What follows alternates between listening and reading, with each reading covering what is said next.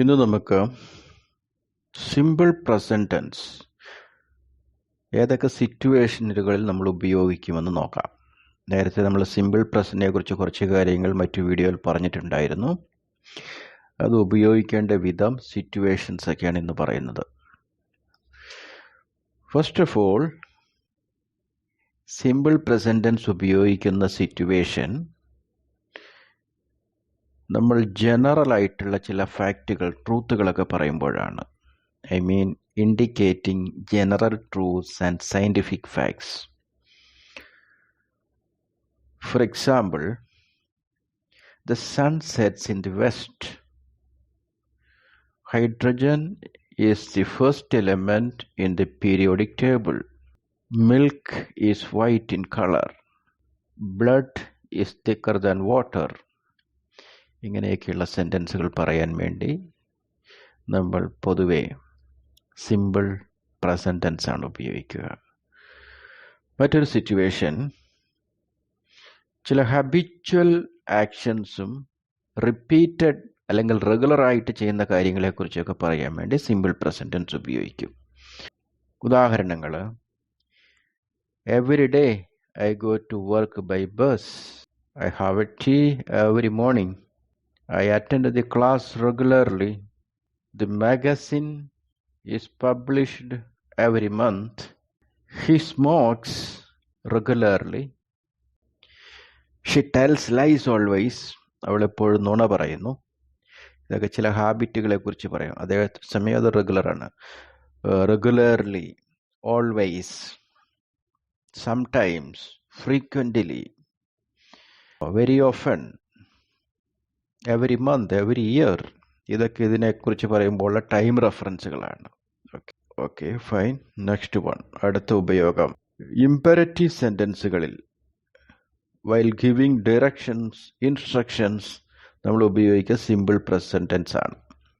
Imperative sentence എന്ന് പറഞ്ഞാൽ മലയാളത്തിൽ ആജ്ഞാവാക്യങ്ങൾ എന്ന് പറയും. ഉദാഹരണത്തിന് ഗോ ഹോം.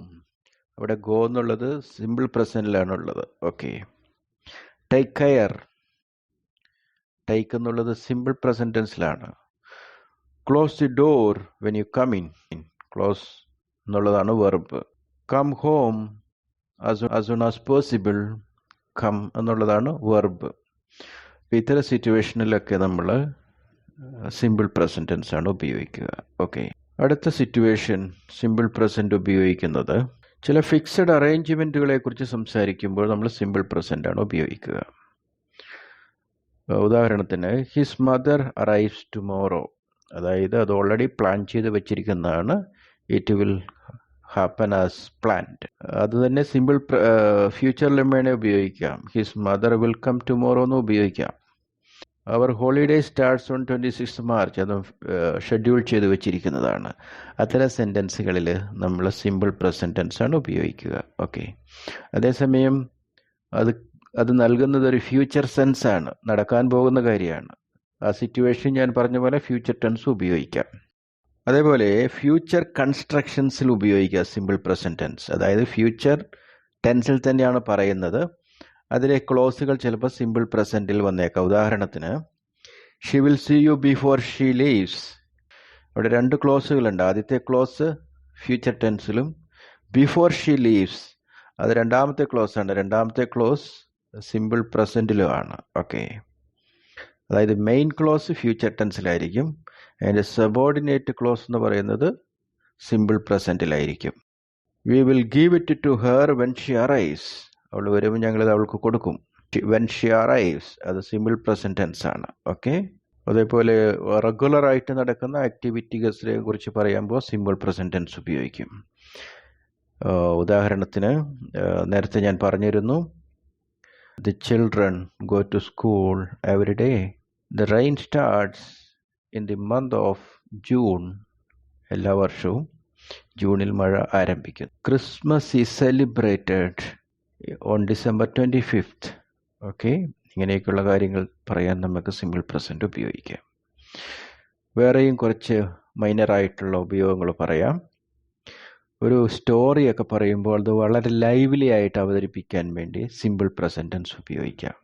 അതേപോലെ ലൈവ് കമൻ്ററികളൊക്കെ പറയുമ്പോൾ ക്രിക്കറ്റ് കമൻ്ററി ഒക്കെ കേട്ടാൽ മനസ്സിലാകും സിമ്പിൾ പ്രസൻറ്റ് ടെൻസിലാണ് പറയുന്നത്, എന്നാലേ അതിനൊരു ലൈവ്ലിനെസ് വരികയുള്ളൂ. ന്യൂസ് പേപ്പർ ഹെഡിങ്സ് ഒക്കെ നോക്കുക. I mean English newspaper headings ഒക്കെ മിക്കവാറും സിമ്പിൾ പ്രസൻറ്റിലായിരിക്കും. പക്ഷേ റിപ്പോർട്ട് വരുമ്പം അത് റിപ്പോർട്ട് പാസ്റ്റ് ടെൻസിലായിരിക്കും. Okay. For example prime minister arrives എന്നായിരിക്കും ഹെഡിങ് ഉണ്ടാവുക, പക്ഷെ വന്നു പോയ കാര്യമാണ് റിപ്പോർട്ടിൽ ഉണ്ടാവുക. Okay, fine. ഇതൊക്കെയാണ് സിമ്പിൾ പ്രസൻറ്റ് ടെൻസിൻ്റെ മേജറായിട്ടുള്ള ഉപയോഗങ്ങൾ. ഒന്ന്